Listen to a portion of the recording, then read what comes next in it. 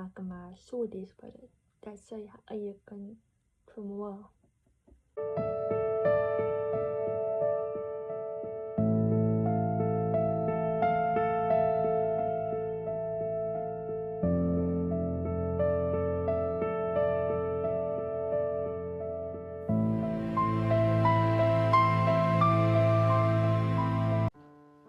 Een desperate ma van die Kuipvlees.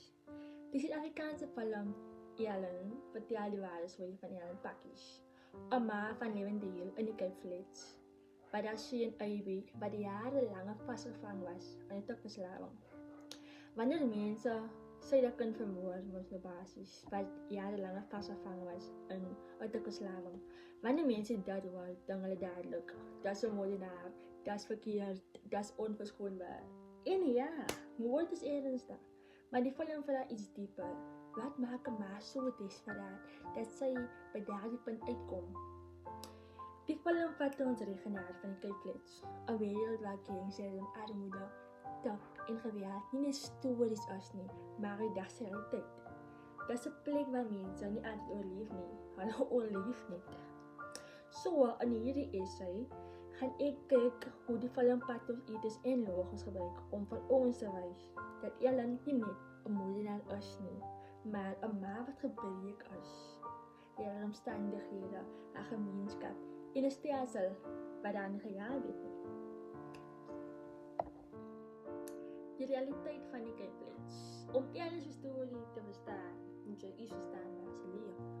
Nou, die Kuipvlees is nie 'n maklike plek nie. Dit is 'n plek waar tik verkoop word op die hoek as dit soet as lekkers is.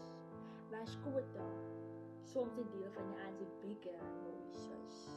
Waar kinders groot word en dank, dat is normaal om bang te wees.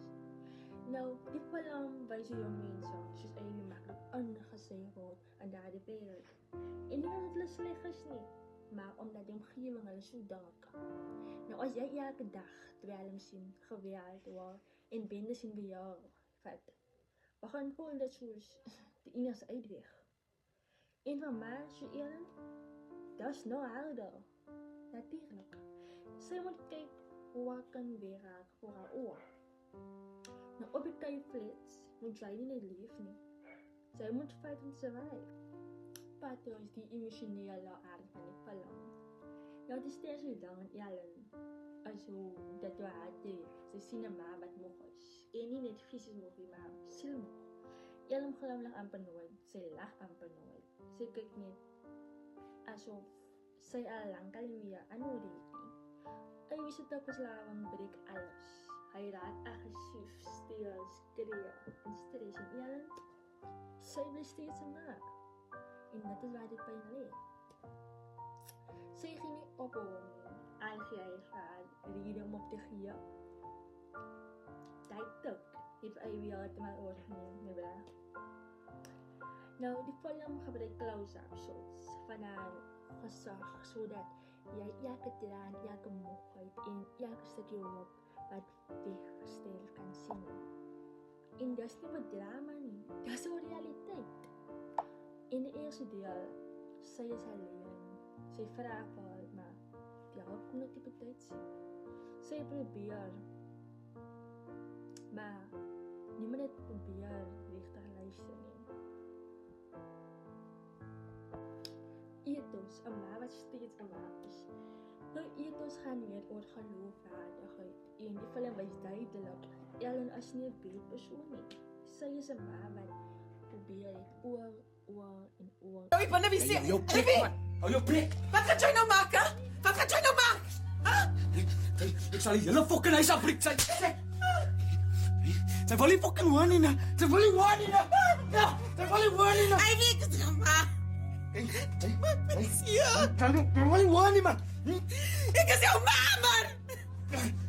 hoe kus dat jy met die trom, man, hoe kus dat jy leit in die trom, ek sê mos gesê, Sy probeer praat, sy probeer help, sy probeer streng wees. Sy het selfs ander opsies probeer, maar nog so lankie. Nou, sy was geen slegte man nie, sy was net moeg van suffer.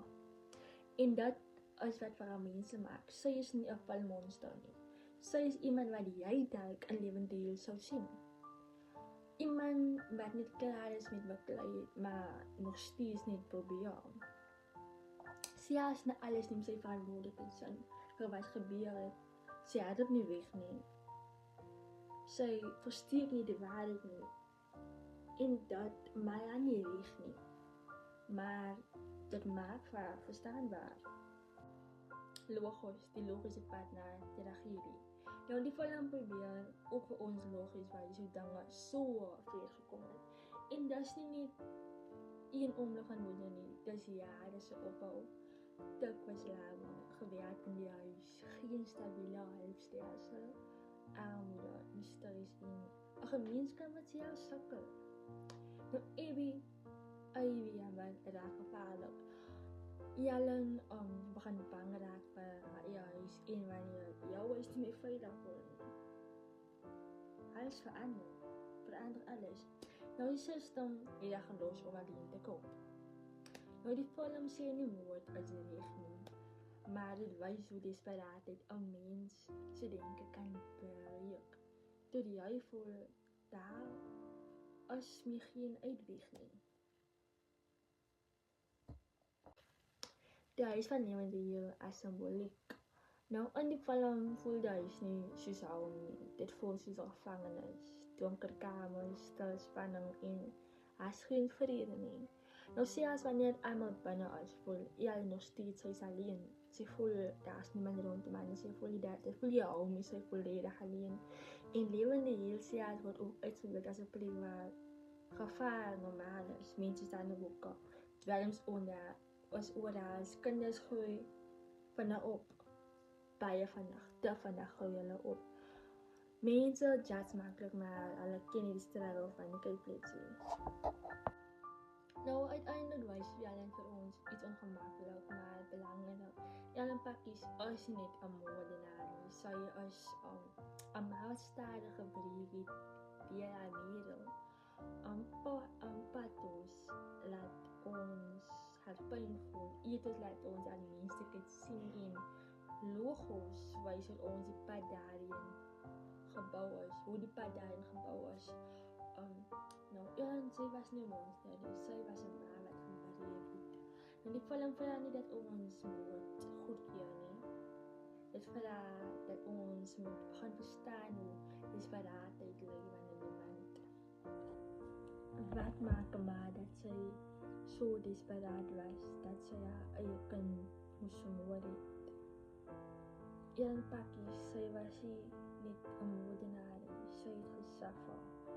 Sy was desperaat, sy het gesoek vir haar, maar niemand het vir gejaag nie. Om laat verstaan het, hoe sien jy my maak? Jy neem toe die tou en jy gaan na die hokkie toe. Na die hokkie toe gegaan jy.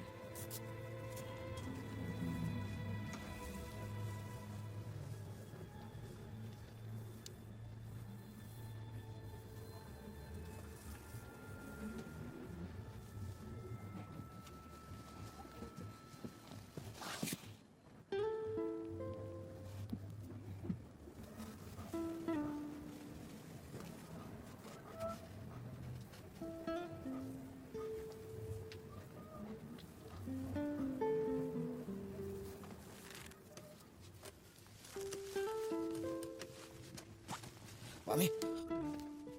Wat gedaan? Ons moet praat, Eddie. Ek wil net saam met jou praat. Maak me los! Haal die ding af, maak me los! Dat is de mal!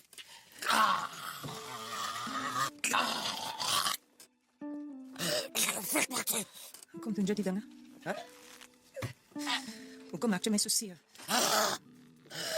Hoeveel keer gaan jy nog beloof? Jy gaan change. Alsjeblieft, mami.